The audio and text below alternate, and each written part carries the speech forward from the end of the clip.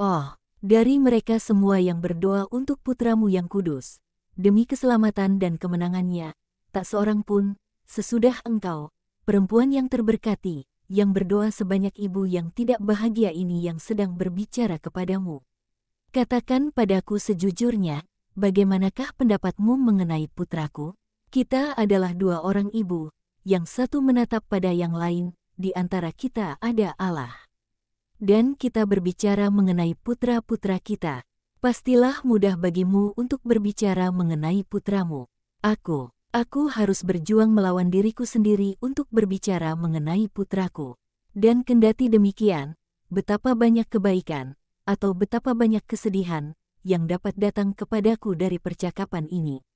Dan bahkan meski itu kesedihan, akan selalu merupakan suatu kelegaan untuk berbicara mengenainya.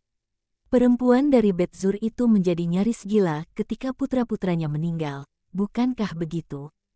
Tetapi aku bersumpah kepadamu, terkadang aku punya pikiran dan masih berpikiran, sementara menatap Yudasku yang tampan. Sehat, cerdas, tetapi dia tidak baik, tidak saleh, tidak benar dalam jiwanya, tidak bijak dalam perasaan-perasaannya. Aku sering berpikir bahwa aku lebih suka meratapinya mati daripada tahu bahwa dia tidak berkenan bagi Allah. Tetapi katakanlah padaku, bagaimanakah pendapatmu mengenai putraku? Berterus teranglah. Pertanyaan ini telah menyiksa hatiku selama lebih dari setahun. Tetapi kepada siapakah aku dapat bertanya? Warga kota. Kala itu mereka belum tahu bahwa Mesias ada dan bahwa Yudas ingin pergi bersamanya. Aku tahu, dia mengatakannya kepadaku ketika dia datang kemari sesudah Paskah, dengan antusias, agresif, seperti biasa, apabila dia punya suatu angan yang sekonyong-konyong, dan seperti biasa, menghinakan nasihat ibunya. Teman-temannya di Yerusalem, suatu kebijaksanaan yang suci dan suatu pengharapan yang saleh mencegahku. Aku tak hendak mengatakan, Yudas mengikuti Sang Mesias kepada mereka yang tidak dapat aku kasihi sebab mereka adalah segalanya terkecuali kudus.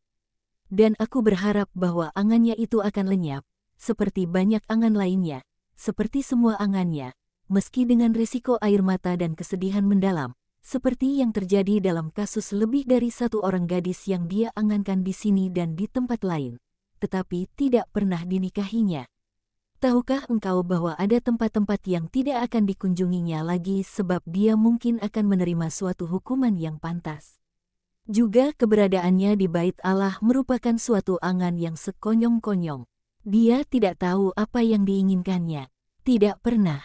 Ayahnya, semoga Allah mengampuninya, memanjakannya. Aku tidak pernah memiliki wewenang apapun dengan dua orang laki-laki dalam rumahku. Aku tak dapat lain selain dari menangis dan mengkompensasinya dengan segala macam penyangkalan diri. Ketika Yohana meninggal, dan walau tak seorang pun mengatakannya padaku, aku tahu bahwa dia mati patah hati ketika Yudas mengatakan padanya bahwa dia tidak ingin menikahinya, sesudah gadis itu menantikannya sepanjang masa mudanya. Sementara semua orang tahu bahwa di Yerusalem Yudas mengutus teman-temannya kepada seorang perempuan kaya raya yang memiliki toko-toko hingga sejauh Siprus untuk meminang putrinya. Aku harus mencucurkan banyak air mata getir, sebab celaan-celaan dari ibu gadis yang mati itu, seolah aku adalah antek putraku. Tidak, aku bukan anteknya, aku tidak punya wewenang atasnya. Tahun lalu, ketika guru datang kemari, aku paham bahwa ia telah mengerti, dan aku hendak mengatakannya.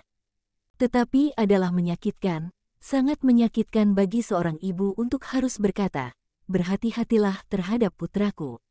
Dia tamak, keras hati, keji, sombong dan berubah-ubah perangainya. Dan itulah siapa dia. Aku berdoa supaya putramu, yang mengerjakan begitu banyak mukjizat, berkenan mengerjakan satu mukjizat untuk Yudasku. Tetapi katakanlah padaku, sudi katakanlah padaku, bagaimanakah pendapatmu mengenai dia? Maria, yang diam sepanjang waktu, dengan suatu ekspresi sedih yang mengibakan hati sementara mendengarkan ratapan sang ibu yang tak dapat disangkal oleh jiwanya yang benar. Berkata dengan suara lirih, ibu yang malang, bagaimana pendapatku? Ya, putramu bukanlah jiwa jernih seperti Yohanes, ataupun lemah lembut seperti Andreas, bukan seperti Matius yang penuh tekad yang ingin berubah dan sungguh berubah. Dia berubah-ubah, ya, benar. Tetapi kita harus berdoa dengan sungguh-sungguh untuknya, baik kau dan aku. Janganlah menangis. Mungkin kasih keibuanmu, yang ingin berbangga atas putramu, membuatmu melihat dia lebih rusak dari dia yang sebenarnya. Tidak, tidak. Aku melihat dengan benar dan aku begitu takut. Ruangan itu dipenuhi isak tangis ibu Yudas dan dalam terang temaram wajah putih Maria telah menjadi bahkan terlebih pucat sebab pengakuan si ibu yang mempertajam segala kecurigaan Bunda Tuhan. Tetapi ia mengendalikan diri. Ia mendekapkan ibu yang tidak bahagia itu pada dirinya dan membelainya sementara si ibu, mengabaikan segala rasa sungkan, dengan pedih dan kacau memberitahukan kepada Maria segala kekejian, sok dan kekejaman Yudas dan mengakhirinya dengan, "Aku malu karena dia ketika aku melihat bahwa aku adalah objek perhatian kasih sayang putramu.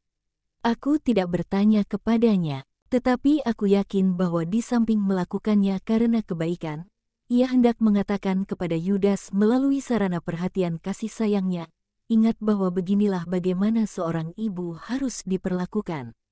Sekarang, untuk sementara waktu dia kelihatan baik. Oh, andai saja itu benar, tolonglah aku dengan doa-doamu, Engkau yang kudus, agar supaya putraku tidak menjadi tidak layak akan rahmat yang Allah anugerahkan padanya. Jika dia tidak mau mengasihiku, jika dia tidak dapat berterima kasih kepadaku, yang melahirkannya dan membesarkannya, tidak mengapa, tetapi biarkan dia sungguh mengasihi Yesus, biarkan dia melayaninya dengan setia dan penuh syukur. Tetapi jika itu tidak dapat terjadi maka Allah boleh merenggut nyawanya. Aku lebih suka memilikinya dalam makam, pada akhirnya aku akan memilikinya sebab sejak dia mencapai usia pemahaman dia nyaris tidak pernah menjadi milikku. Lebih baik mati daripada menjadi seorang rasul yang jahat. Bolehkah aku berdoa seperti itu? Bagaimanakah pendapatmu? Berdoalah kepada Allah supaya ia melakukan apa yang terbaik. Janganlah menangis lagi. Aku telah melihat para pelacur dan orang-orang bukan Yahudi di kaki putraku, dan para pemungut cukai dan orang-orang berdosa bersama mereka. Mereka semua menjadi anak-anak domba melalui kasih karunia-Nya.